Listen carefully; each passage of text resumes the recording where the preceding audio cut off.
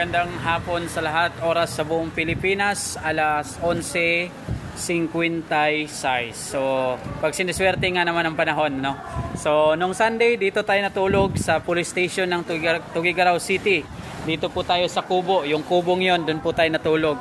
So, ngayon, nakisilong ulit tayo dito dahil biglang umulan. Thank you very much po sa CPIO for granting this kind of a token. Mababaon natin to sa ating pagbalik sa Mindanao at magsilbing suporta ito sa ating nag-iisang advokasya na magkaroon ng batas para proteksyonan ang mga senior citizen.